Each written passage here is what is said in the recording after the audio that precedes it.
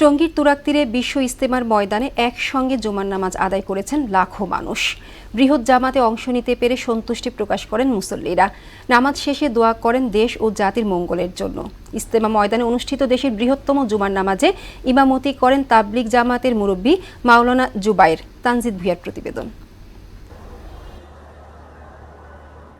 টঙ্গীর তুরাগ তীরে ৫৮তম বিশ্ব ইজতেমার প্রথম পর্বে অংশ নিয়েছেন ৭২টি দেশের ২,১৫০ জন বিদেশি মেহমান। দেশের বৃহত্তম জুমার নামাজে অংশ নিতে ভোর থেকে ছুটে আসেন লাখো মুসল্লি। মূল ময়দানে জায়গা না পেয়ে আশপাশের বিভিন্ন সড়ক, ফুটপাত ও খালি জায়গায় অবস্থান নিয়ে নামাজ আদায় করেন সবাই।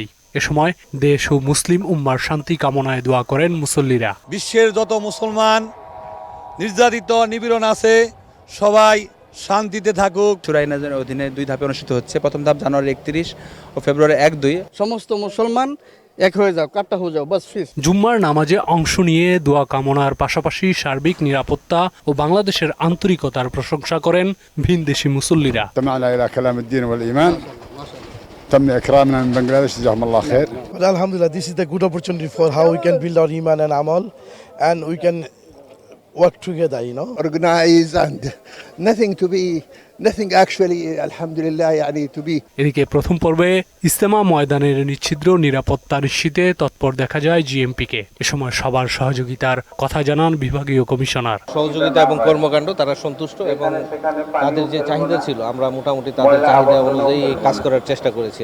ইজতেমাতে কোনো যানজট নাই, ওপরে গাড়ি চলছে, দূরপাল্লার গাড়ি চলছে, নিচেও গাড়ি চলছে, মানুষ চলাফেরা করছে।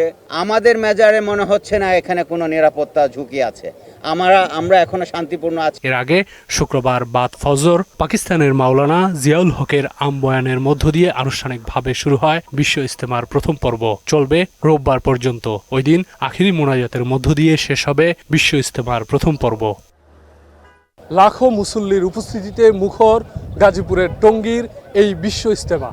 এখানকার আগত মুসল্লিরা জানিয়েছেন বিশ্বের মুসলিমদের শান্তি এবং সৌহার্দ্য স্থাপনে এই বিশ্ব ইজতেমাটি বিশেষ নজির হয়ে থাকবে। গাজীপুরের টঙ্গীর তুরাগ নদ তীর থেকে তানজিদ ভুঁইয়া, মোহনা সংবাদ, ঢাকা।